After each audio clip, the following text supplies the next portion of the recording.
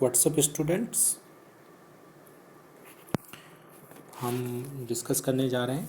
हमने cold war discuss कर लिया था, क्यूबन मिसाइल क्राइसिस डिस्कस कर लिया था। अब हम यहाँ पे सीखने जा रहे हैं कि what is logic of deterrence. तो what has been the describe as a logic of deterrence, इसका आंसर यहाँ से यहाँ तक है। इसको हम समझने की भी कोशिश करेंगे। उसके बाद यहाँ से यहाँ तक और इन स्पाइट से यहाँ तक। तो ठीक है। तो लॉजिक ऑफ डिटरेंस का मतलब, कहने का मतलब, दोनों कंट्री, जैसे क्यूबन मिसाइल क्राइसिस आप समझ ही चुके हैं कि एकदम वो ऐसे लग रहा था कि वार हो ही जाएगा। और भी ऐसे इंस्टेंसेस आए कि इनके बीच में वार होने वाला ही था, फुल स्केल वार, जिसको एटॉमिक वार की बात कर रहे हैं हम। जब arena of the cold war देखेंगे कि इनके बीच में वार हुआ है, ऐसा नहीं कि वार नहीं हुआ है, बट फुल स्केल एटॉमिक वार नहीं हुआ है। तो उसके पीछे कौन सी लॉजिक काम कर रही थी? पहली लॉजिक क्या थी कि दोनों के पास में क्या थे? Atom bomb. अगर एक दूसरे पर ड्रॉप कर देंगे तो दोनों बर्बाद हो जाएंगे। कहने का मतलब कोई भी जस्टिफाई नहीं कर सकता या कोई ये नहीं दिखा सकता कोई कंट्री कि हमने पॉलिटिकल गेन करा है। और वार की कास्ट इतनी होगी कि अगर किसी भी तरीके से एक पार्टी ने किसी दूसरी पार्टी के बम्स को डिसेबल कर दिया, फिर भी उनके पास उतने बम बचेंगे कि एक दूसरे को डिस्ट्रॉय कर सकते हैं। इसी को क्या कहते हैं? Logic of deterrence.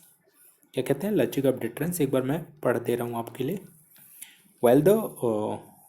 While the Cold War has an outcome of the emergence of the US and USSR as a two superpower rival to each other, it was also rooted in the understanding the destruction caused by use of the atom bombs is too costly for any country to bear. The logic is a simple yet and powerful. Next यहाँ से इसका answer हमने बता ही दिया था आपको। In the spite of the provocation, मतलब उकसावे के बावजूद, neither side would want to risk war, so no political gain would be justify destruction of their society. अगर किसी सोसाइटी का लॉस हो जाएगा, मतलब ऐसे समझ कर लो कि अगर अमेरिका ने, यूएसएसआर ने अमेरिका पे गिरा दिया बम और अमेरिका के 3 4 5 स्टेट पूरी तरीके से ख़त्म हो गए, तो और फिर अमेरिका ने वापस उसके ऊपर, यूएसएसआर के ऊपर बम गिराया, वहाँ के भी 2 3 स्टेट 4 स्टेट ख़त्म हो गए। तो ये कोई भी कंट्री इस पॉलिटिकल गेन को जस्टिफाई नहीं कर सकता, सोसाइटी के लॉस को। और उसके बाद यहाँ पे कहा जा रहा है, in event of the nuclear war both side so badly harm, दोनों को इतना हार्म पहुँचती कि it impossible to declare winner. कौन जीता ये पता ही नहीं चलेगा। Even if one of the try to attack the disable the nuclear weapon of the rivals, the other would still left the enough nuclear weapons to inflict the unacceptable destruction.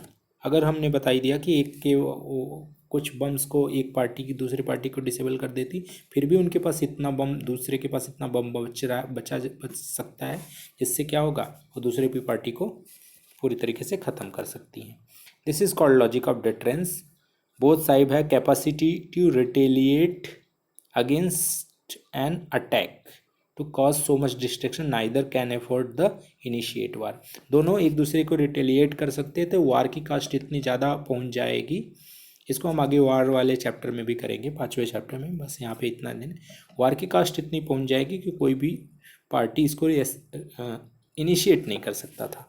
दस cold war in spite of the being an intense form of rivalry great power के बीच में, it remain cold not in hot shooting war.